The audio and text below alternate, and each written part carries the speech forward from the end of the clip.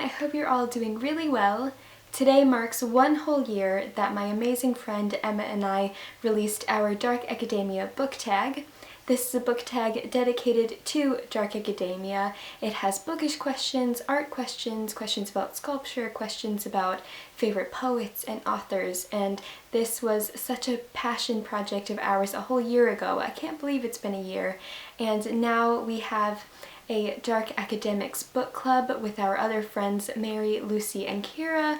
Emma and I are in it as well, and it's just become this really wonderful part of my life and part of our lives is this academia style bookish aesthetic, I guess. So yes, we thought it would be really fun to do it again a whole year later to see how our questions changed, if they changed, if they stayed the same. So I'm so excited to be answering these questions again.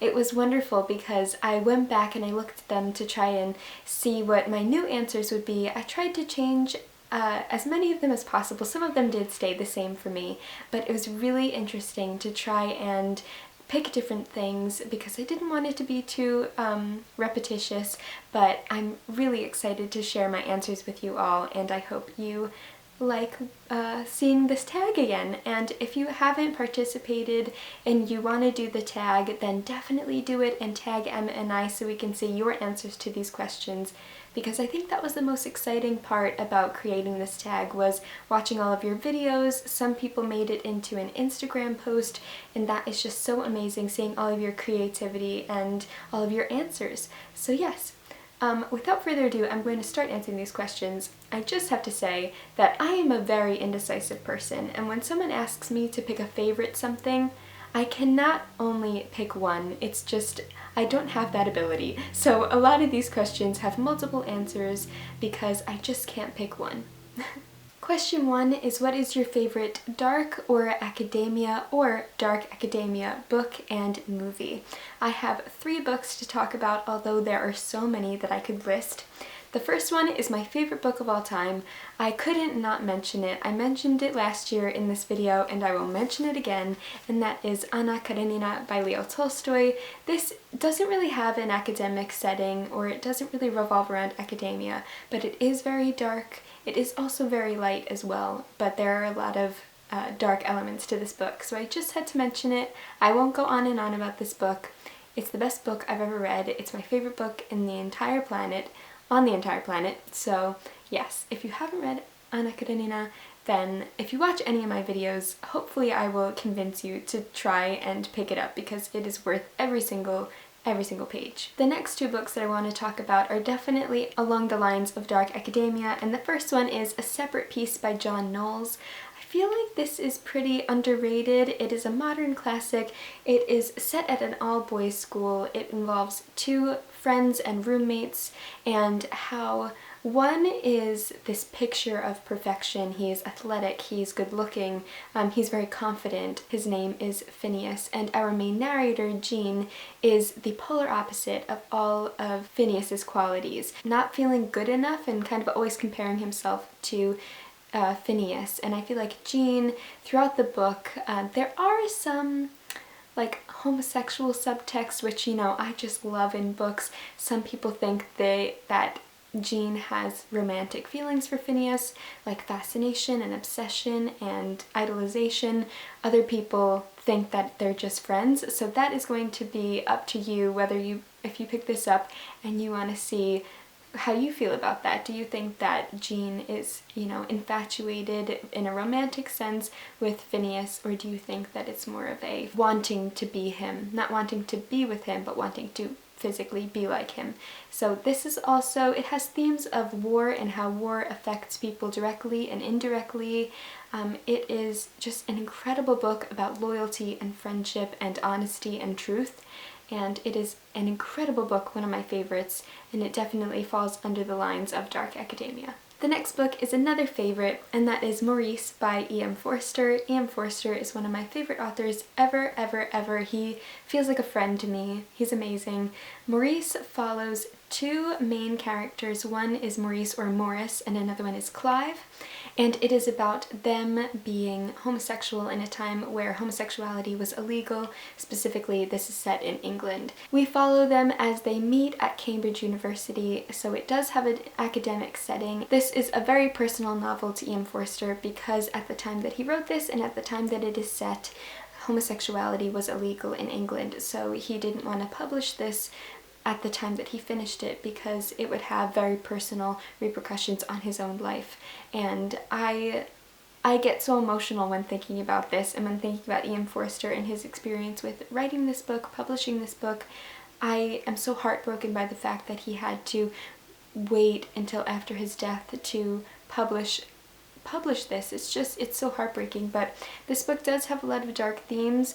It involves manipulation of the mind, not feeling like you belong. It's written beautifully on the back. It says, Maurice gradually experiences a profound emotional and sexual awakening. A tale of passion, bravery, and defiance, this intensely personal novel was completed in 1914, but remained unpublished until after Forster's death in 1970.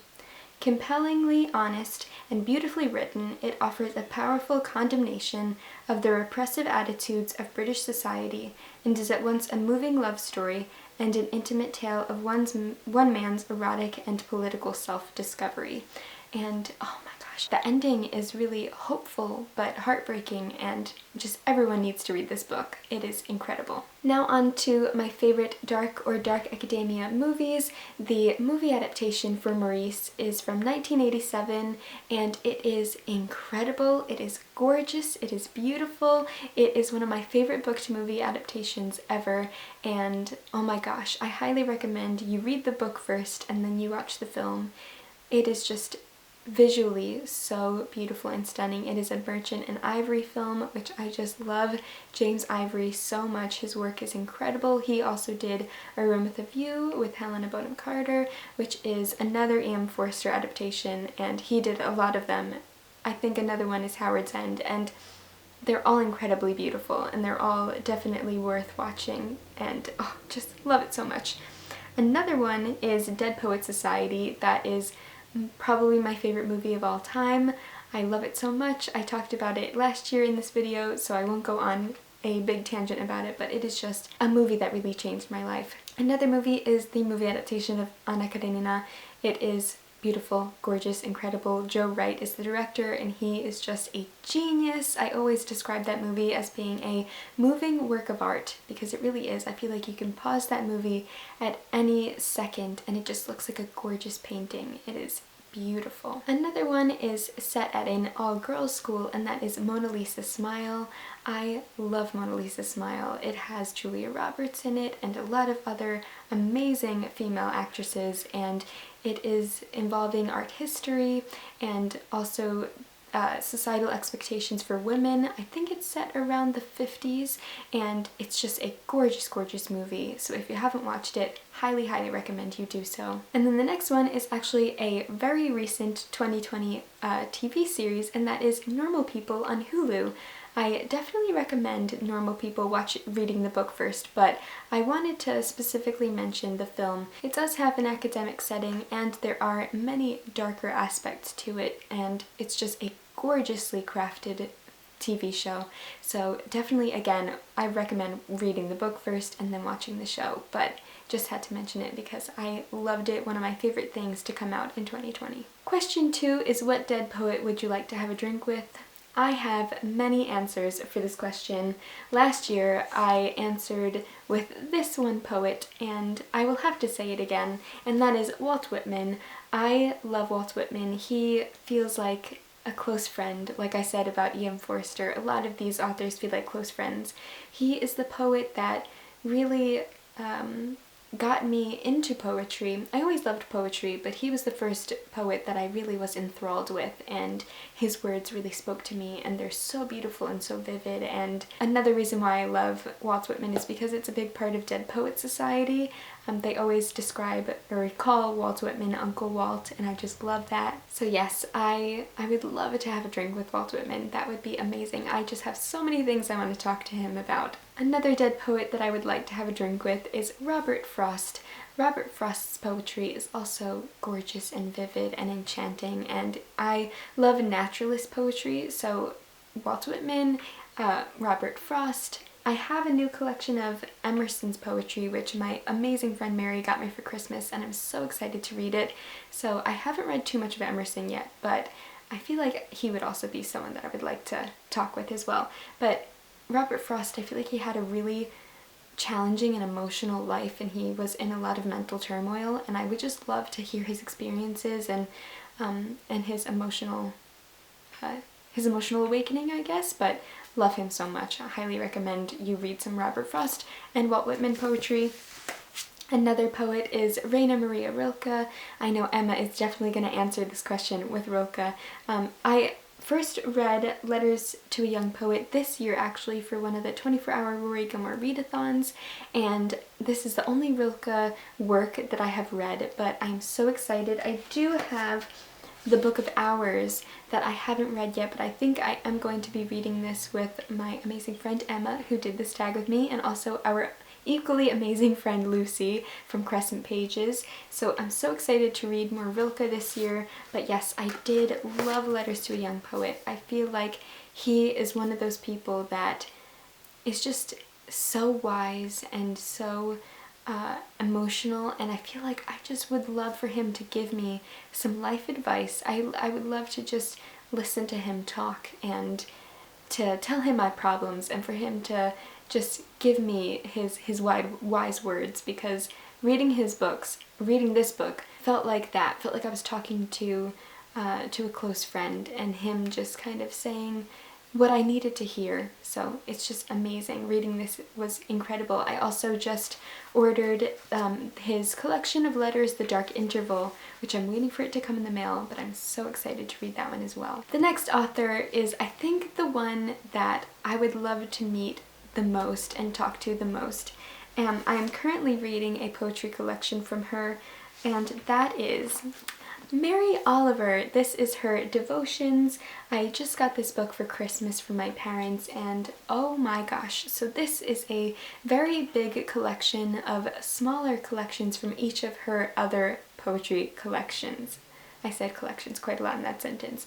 But this collection has different works from different smaller collections. So it says from Dog Songs, from Swan, from Evidence, from Redbird, from Thirst, from New and Selected Poems, Volume 2, 2005. So it has different poems from a bunch of her different collections. She's an incredible poet, incredible, and an incredible woman, and I think besides Walt Whitman, she's my favorite poet. I love her so much. She's my favorite female poet for sure. I was reading these poems yesterday, actually. I started this yesterday. I drove myself to the beach, to my local beach, and it was really quiet. No one was really around, and it was just the most wonderful experience, because she has one of my favorite poems is titled On the Beach, and I read it yesterday for the first time on the beach, and it was such an incredible experience. She writes about nature and love and solitude and her dogs. She writes about stones and trees and leaves and flowers and these very basic elemental things, but they're things that I so appreciate and so look for in poetry. And reading her words feels like reading my own words. It feels like if someone wrote my own emotions, my own soul, it would be like reading Mary Oliver. So just reading her books feels like me. It feels like I am in each and every one of her poems, and so that is such a special feeling. I will be talking a little bit more about some of these poems later, but I also want to mention Upstream by Mary Oliver. This is my first Mary Oliver book that I ever read, and I read it last year. I just have to read you the back of this book, because then you will say, oh my gosh, this is Carolyn in a book. So here I go. Alright, so there's a quote at the top, and it says, I had to go out into the world and see it and hear it and react to it before I knew at all who I was, what I wanted to be.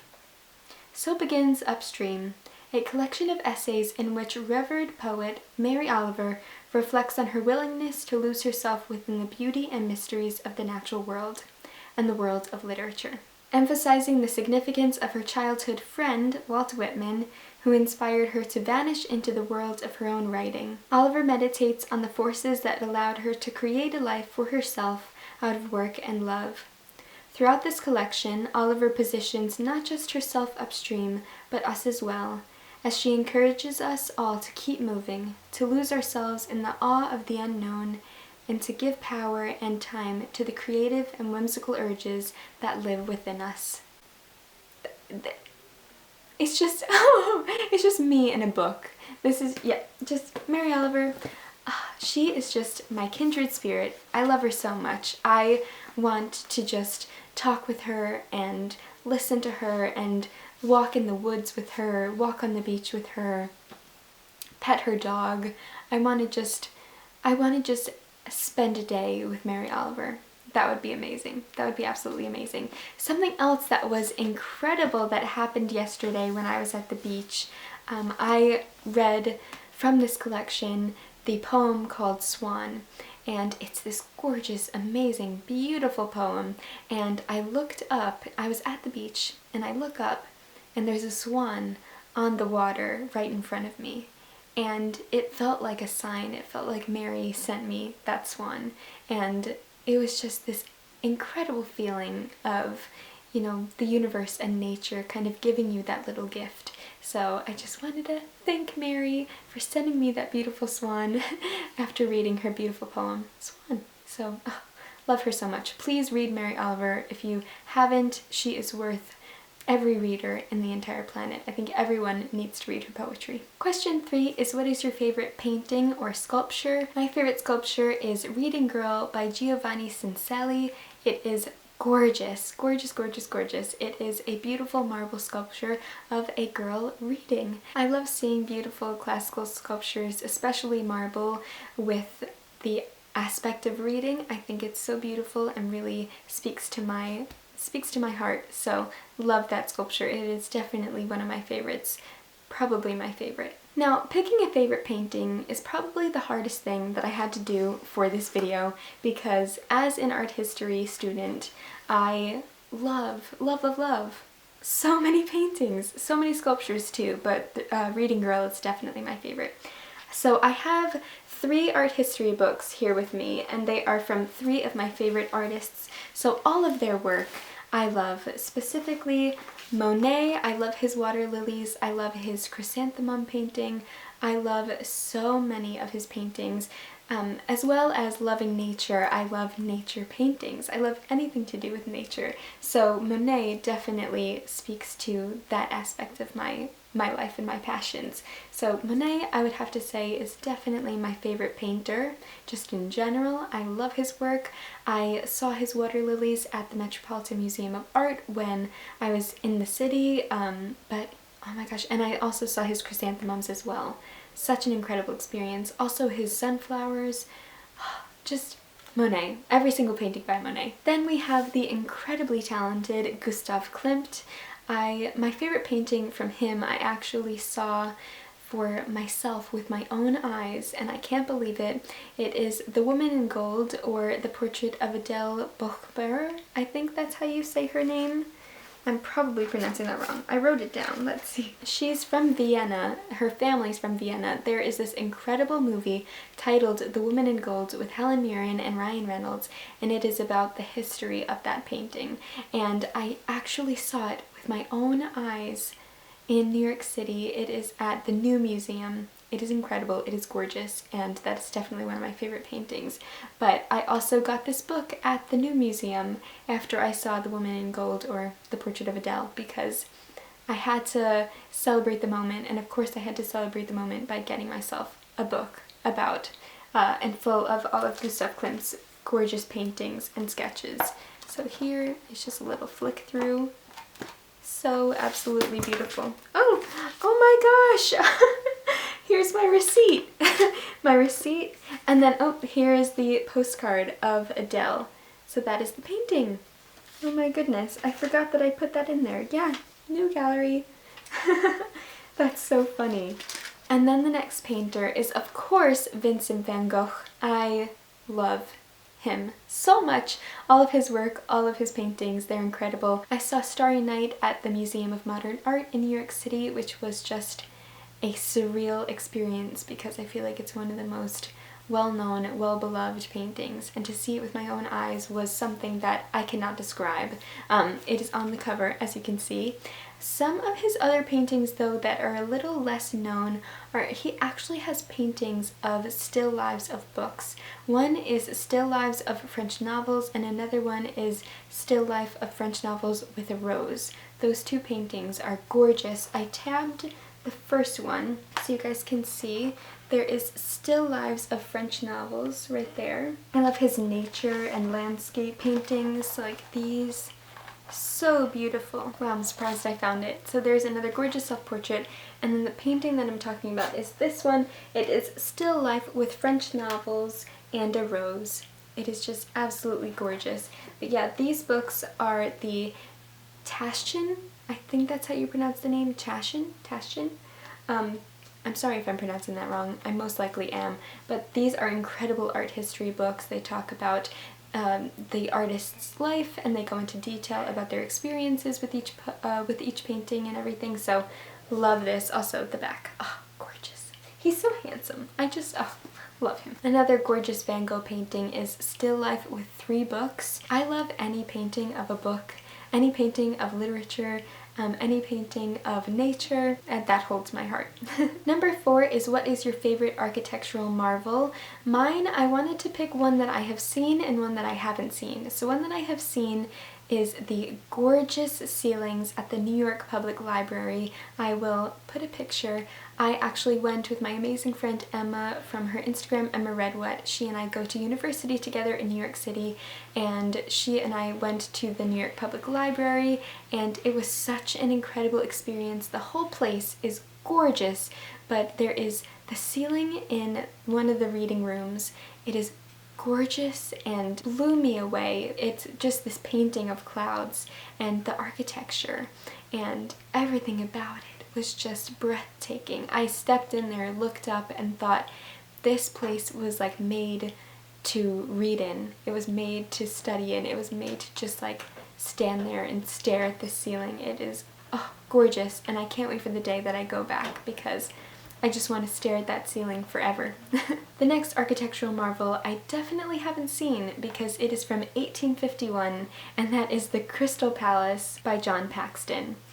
Oh my gosh, every time I see paintings or images of the Crystal Palace, specifically the Great Exhibition, I am just blown away, and I wish that I could travel back in time to the Great Exhibition, see the Crystal Palace, walk through all of that amazing scenery. I will put some paintings up because they are just gorgeous. These are also some of my favorite paintings as well. John Paxton, round of applause for you for making such gorgeous architecture. I'm just fascinated by the glasswork and by the metalwork. I wish that time travel was a thing because I want to go back to the Great Exhibition and just see it with my own eyes. But I will have to live vicariously through these paintings.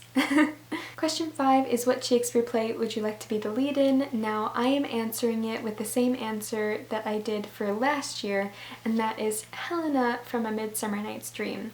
This is my favorite Shakespeare play. I love it so much that I even put it on the page of my postcard for William Shakespeare's portrait. I love it so much. Helena is my favorite character. She is so funny. I love all of her lines and her dialogue, and I feel like I see a bit of myself in Helena, so I would love to play her. Question 6 is which language do you speak, or how many do you speak, and which would you like to learn? I sadly only know one language, and that is English. I do take some lessons in French with my aunt because she is a retired French teacher, so I am working on my French. It has a long way to go, but you know, I'm trying my best. And then the language I would most like to learn is Russian, because I would love to read Leo Tolstoy in its originality, in its original text and wording. I feel like the Leo Tolstoy translations are incredible and they do such an amazing job. You can just feel that that's Tolstoy. Every time I read a Tolstoy book, whether it's translated by different people, it always feels the same. It feels like Tolstoy, so I give the translators a lot of credit, but I would just love to learn Russian so I can read Tolstoy. That would be a dream come true. Oh, I wish. Question 7 is favorite quote from poetry, prose, or plays. Now, my favorite poem ever is "Oh Me, Oh Life" by Walt Whitman. I read it last year for the Dark Academia book tag, so I won't read it again. I thought that I would just highlight on the fact that "Oh Me, Oh Life" is my favorite poem by Walt Whitman, but I do want to share with you a few Mary Oliver poems because I love them so much.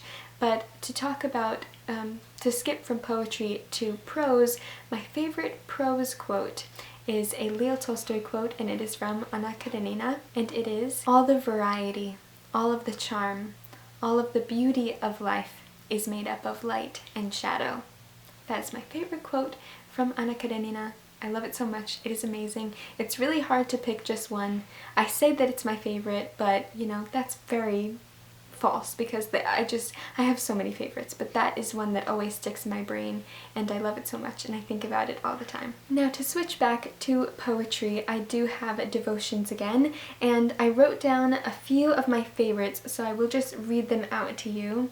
One of them is "I Worried," "Lines Written in Days of Growing Darkness," "The World I Live In," "How I Go to the Woods," and "Swan." So I thought I would read maybe one or two of them for you guys so you get a little taste of the incredibleness that is Mary Oliver. The first one I'm going to read is "How I Go to the Woods." "Ordinarily, I go to the woods alone, not with a single friend, for they are all smilers and talkers and therefore unsuitable. I don't really want to be witnessed talking to the catbirds or hugging the old black oak tree. I have my own way of praying, as you no doubt have yours. Besides, when I am alone, I can become invisible. I can sit on the top of a dune as motionless as an uprise of weeds, until the foxes run by unconcerned. I can hear the almost unhearable sound of the roses singing. If you have ever gone to the woods with me, I must love you very much." I love that. I love that so much. That's how I feel when I go to the beach by myself, like yesterday. It's just so wonderful because I feel like I do have those internal dialogues. I pick up stones, I pick up shells, I have my own little, my little vigils, and it's so wonderful to kind of experience that on your own and to really soak it in and savor it and just appreciate nature, appreciate it. And appreciate solitude as well. The next poem that I thought I would share is on the opposite page of "How I Go to the Woods," and this one is on the beach. I read this one on the beach. I also did a post about it on my Instagram today. "On the beach at dawn, 4 small stones clearly hugging each other. How many kinds of love might there be in the world, and how many formations might they make? And who am I ever to imagine I could know such a marvelous business? When the sun broke, it poured willingly its light over the stones, that did not move, not at all, just as, to its always generous term, it shed its light on me, my own body that loves, equally, to hug another body." I love that. I love it so much. It's so beautiful. Let's see. There are so many that I want to share with you. Okay, another one that I love is titled "I Worried." "I worried a lot. Will the garden grow? Will the rivers flow in the right direction? Will the earth turn as it was taught? And if not, how shall I correct it? Was I right? Was I wrong? Will I be forgiven? Can I do better? Will I ever be able to sing? Even the sparrows can do it, and I am, well, hopeless. Is my eyesight fading, or am I just imagining it? Am I going to get rheumatism, lockjaw, dementia?" Finally, I saw that worrying had come to nothing, and gave it up, and took my old body and went out into the morning and sang. So much. I love that so much, so much. Oh my gosh. Okay, this I think will be my last one. It is one of my favorites ever, and it is "Lines Written in the Days of Growing Darkness." "Every year we have been witness to it, how the world descends into rich mash in order that it may resume. And therefore who would cry out, to the petals on the ground to stay, knowing as we must how the vivacity of what was is married to the vitality of what will be. I don't say it's easy, but what else will do, if the love one claims to have for the world be true?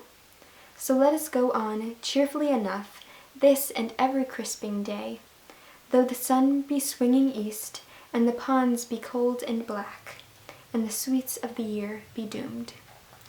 Oh my gosh, I love that one because I feel like every year when the nights get longer and the days get darker and you see the petals fall and the leaves fall, it's always that part of me that loves nature and loves spring and loves foliage and seeing it all die and become winter. It always kind of breaks my heart in a way, but reading that and seeing that it's just a part of life and it's a part of appreciating the next bloom and the next year, it's gorgeous. So thank you, Mary Oliver, for giving me such amazing words. And take this as your sign to read Mary Oliver, because I feel like not that many people talk about her and she deserves so much love, and I think you will really love her poetry. Question 8 is, what fictional character's death would be your ideal way to go? Now this is kind of a spoiler, so skip to this time if you don't want to hear about a character's death in a book. If you don't care, then that's fine. And that character is Ove in A Man Called Ove. This is one of my favorite books. This is by Frederick Bachman, by one of my favorite authors, and Ove is an older man and his wife passes away before him, and this is really his story about not wanting to live anymore and not really feeling like he has a purpose anymore because the one person that he loves and that he woke up every day for and that he lived for has passed.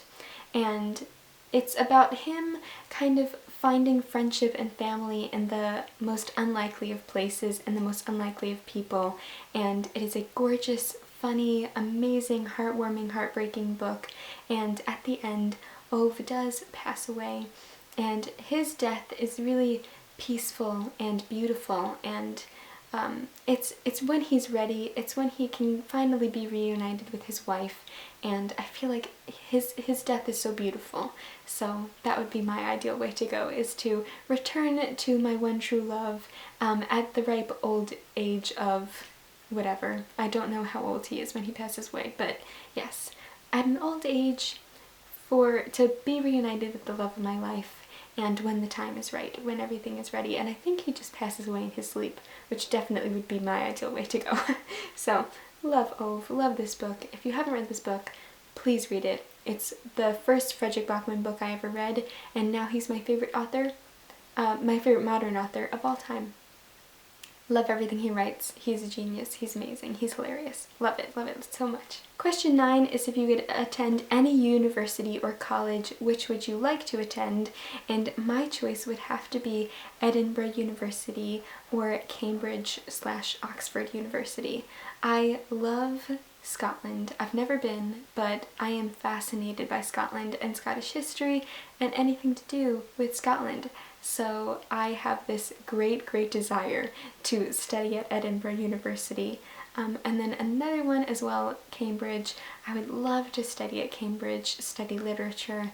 I think that would be amazing. I feel like if I ever had like another chance at life, it would be to pursue literature at Cambridge or literature at Edinburgh. That would be amazing.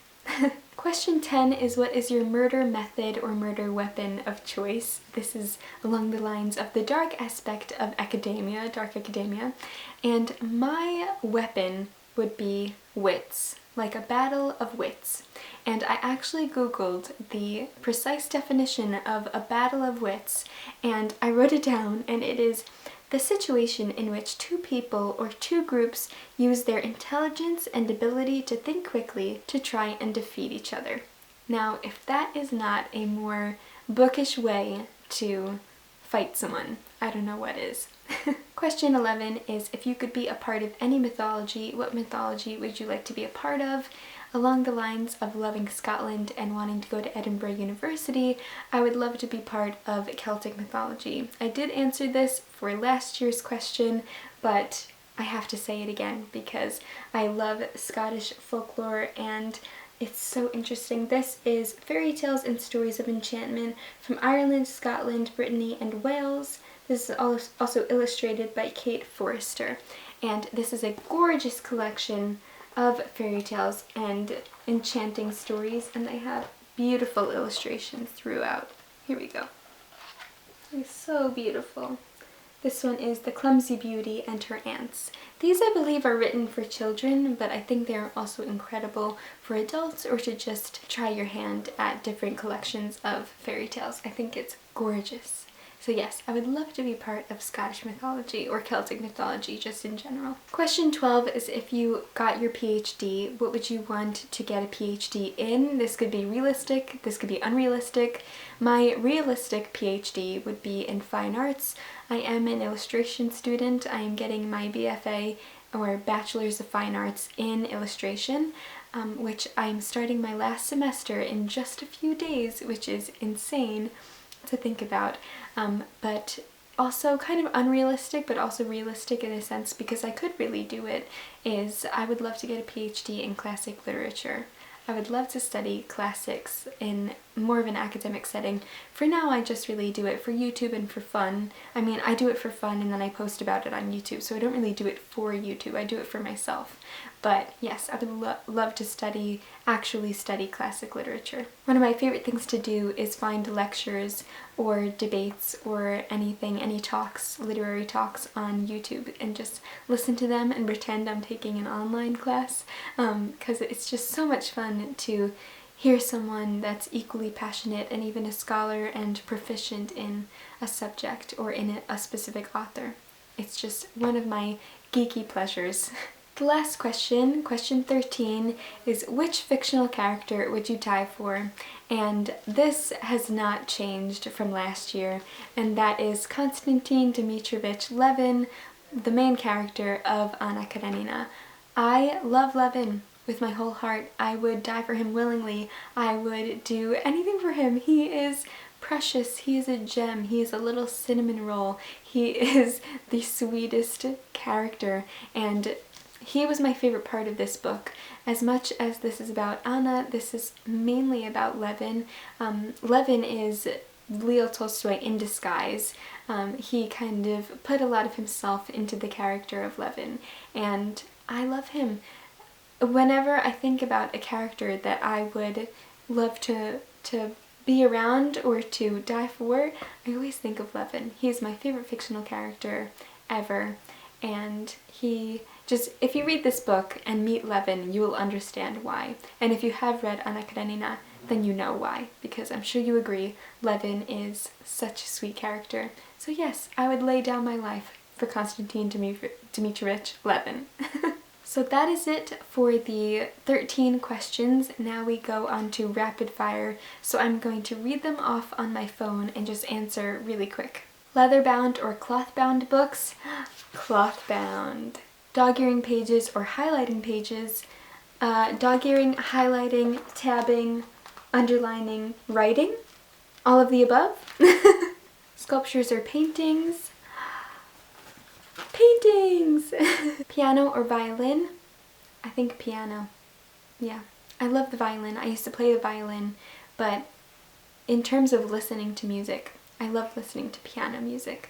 Films or theater? I love the theater, but I have to say films. Poetry or prose? As much as I love poetry, I would have to say prose. Museums or bookshops? This is so hard. I would have to say bookshops. I love books way too much to not want to just always buy books. The smell of books or the smell of coffee and tea? That's my answer. Fountain pen or typewriter? I do love my typewriter, but I think I'm going to have to say fountain pen because I just love handwriting. New or used books? Used books. I love the character of a used book. So here are some old vintage editions of the penguins. Here's another modern classic vintage penguin. And then these are the modern library ones. I got those secondhand. This one, so beautiful, the Scarlet Letter. I got this one secondhand. And then another modern library. another one that's secondhand. I feel like I love thinking about the different lives that books have gone on before they have gotten to me. So, love used books so much. They also smell amazing. Oh. Alright, we have reached the end. That is the Dark Academia book tag part 2. I hope you guys have enjoyed watching this video and hearing my answers and how they've changed. I'm so excited to watch Emma's. I will link her channel down below and her video down below from last year and this year, as well as mine, and I'm so excited to be doing this again. I would love to see your answers, even if you did it already last year. I would love to see you do it again to see how your answers might have changed or stayed the same.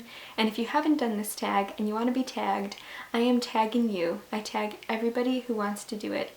I'm not going to tag anybody specifically, I'm just going to put an overall, everyone can do this tag. So I hope you are having an amazing Dark Academia bookish day and that you've enjoyed watching this video. I will see you soon in another video. Happy reading!